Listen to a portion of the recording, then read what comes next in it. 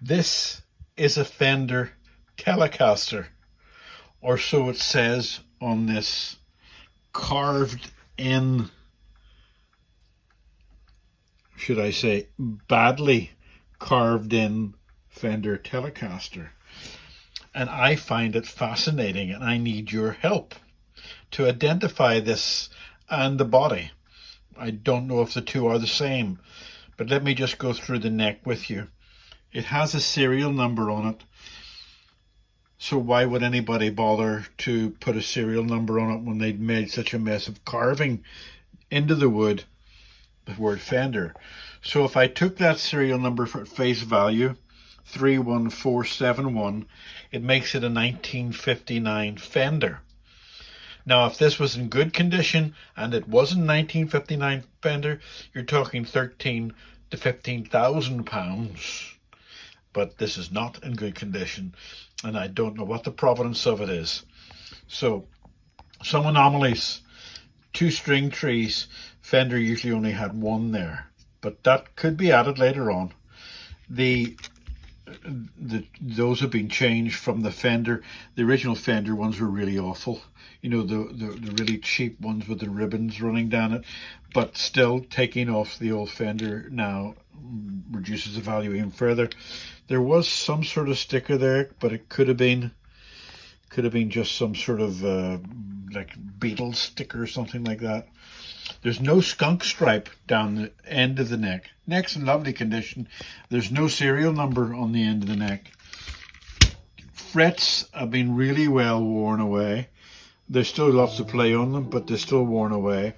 You can ignore this because that's what I'm going to do to get the neck back to normal, because there's been damage all over the place in the neck. So to get it back to normal, I have to scrape it and then maybe paint it again. But the other confusing issue is this. It's got an Allen key at the end of the neck and no number. Fenders usually have a number, and I can see nothing, no remnants of a number or anything. But usually they have the cross member with the 2, like a screwdriver thing on the bottom that's slightly thicker than that. So is this a Fender neck at all? So I've tried to identify it, but I can't. Let me show you the body. So it all went a bit pear-shaped because one of the screws I had to drill out. All the other screws were rotten with rust. Now, they look like original screws, but they're twice as long as a normal Fender screw. I wonder if that gives any date applicability. Now, if I'm going to do that, you can't take anything to do that because somebody's carved that out and put that pickup in, and somebody's carved that out to put a humbucker in. So you can't really tell anything of that. But now that I've gone this far, I'll open up the other side to see if there's any clues that can be given. That really told me nothing. The pickup, maybe it'll tell someone else something, but I really don't know. Now, inside the works, there's a SO 150, and the pickups, that one and that one are connected to it, but this one was disconnected and folded over, so this pickup wasn't in use. It was only the front 2. It seems strange.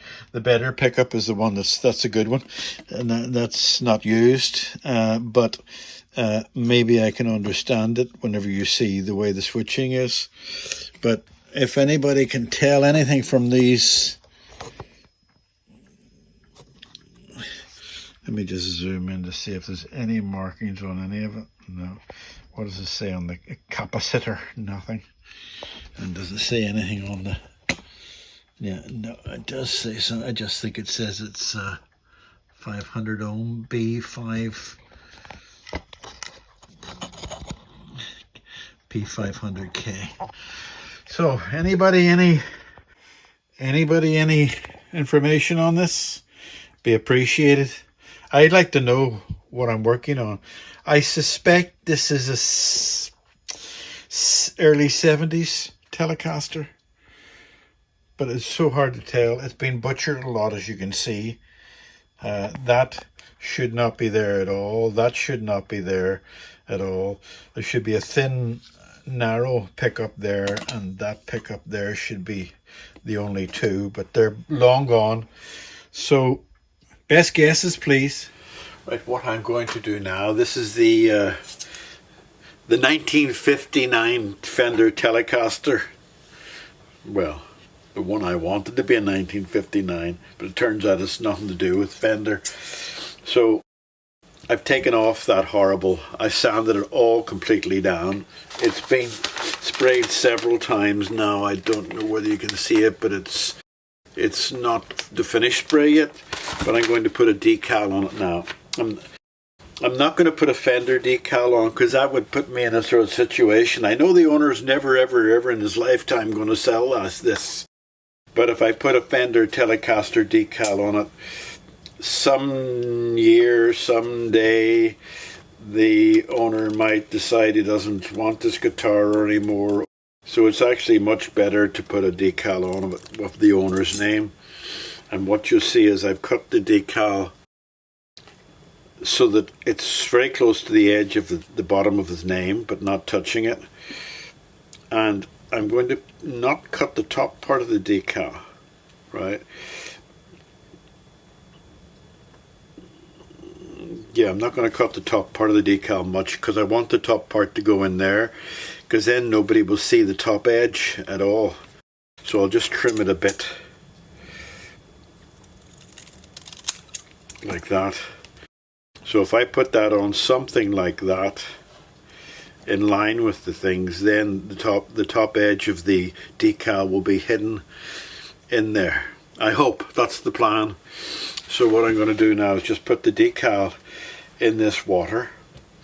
The water is cold water, and I have put like a drop of soap, just touched my hand with the soap powder and put it in there, and that should help it slide about on this. The fact that it's the fact that it's sprayed will help it move about on that. You can see I'm putting water on there. And why are you putting water on there? It's just to help it slide about a bit more. Now this is decal paper that I've used my printer, and I print the name on it. Then you spray it 3 or 4 times with a coat of clear lacquer. You can buy special clear lacquer, but any lacquer will do. And I believe that this special decal paper has got a sort of a plastic backing to it. So when you soak it, it doesn't come through to the print. And if you put a clear coat of lacquer on top of it, then the print's going to stay in one place. The thing I always have problems with is knowing when to take it off out of the water. So I'll just check it down here and see if it's going to move. Do I see it moving in any fashion or form?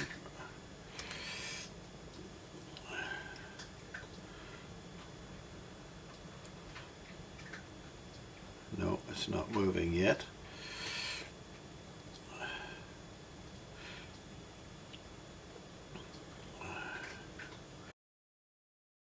The plastic backing at the back has got an adhesive coat on it, which will allow the water allows to go through, but doesn't come through to the print. And so when that adhesive coat has touched water, it will dissolve, and it will allow this. Oh, I think I see some movement. Right, okay. So just to give me that little bit more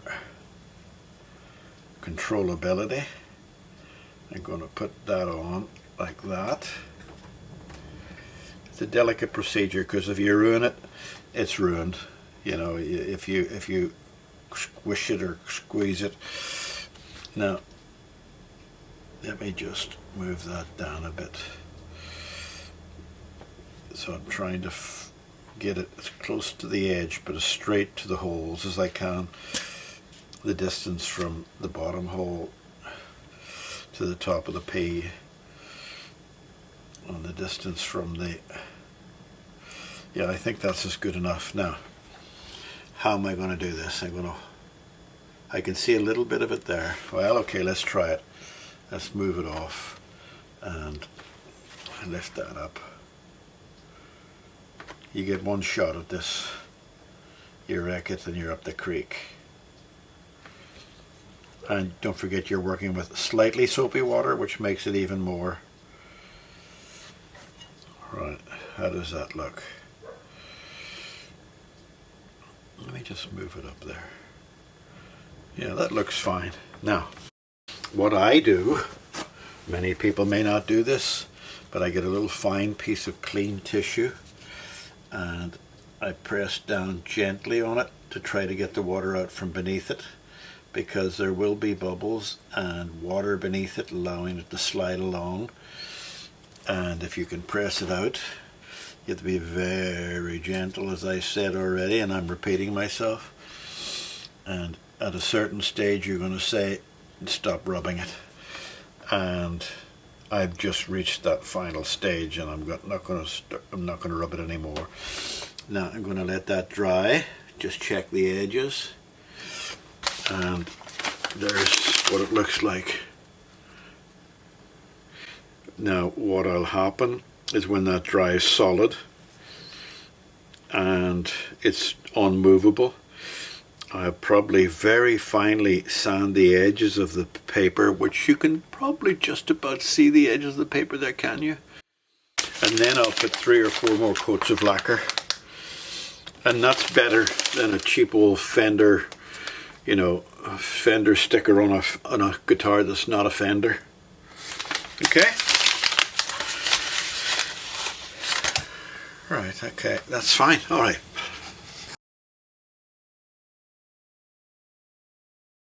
That is it scraped. Now, you'll see that it's a bit wet at the moment. It's had, so far, 2 coats of linseed oil, which sank right into it right away, which I was expecting because the wood is very dry. So that will sit for another good 10 minutes, and I'll give it a good rub off, and then I'll put another coat on it. What I'm not trying to achieve is a high gloss finish, because I couldn't do that, but you might get some little bit of sheen, which is all I need.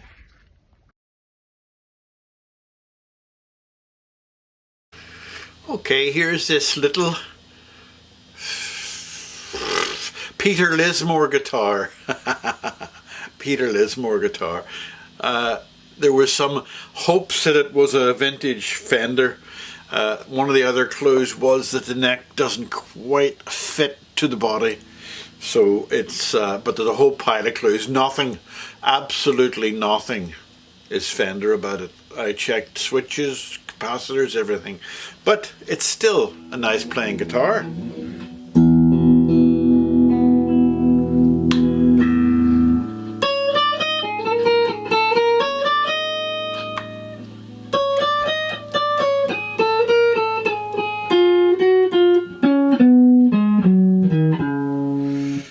And everything works, so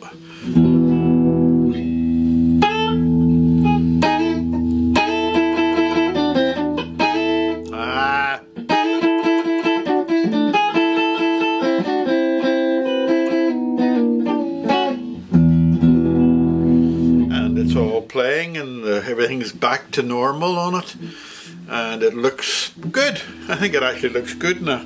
A lot of bluffing on it. I don't know whether you noticed, but there's a whole lot of screws around this. I added more screws to it, more than ever, because it's split here and it's split here. So I added sort of these as bling, just to hide the problem. And hopefully the owner will buy the ashtray cover for it. But it plays well. I'll just play a couple of things. Let's just check tuning. Okay.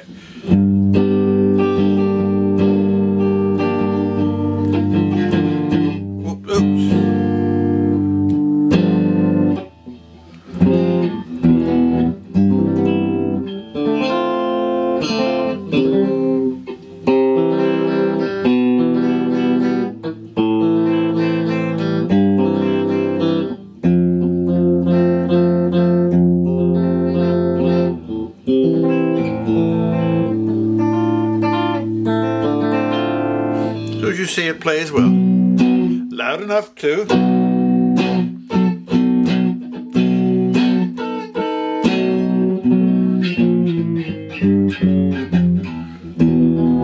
Going home to its daddy. All right, say goodbye to it. Bye. Bye-bye, guitar. Bye-bye.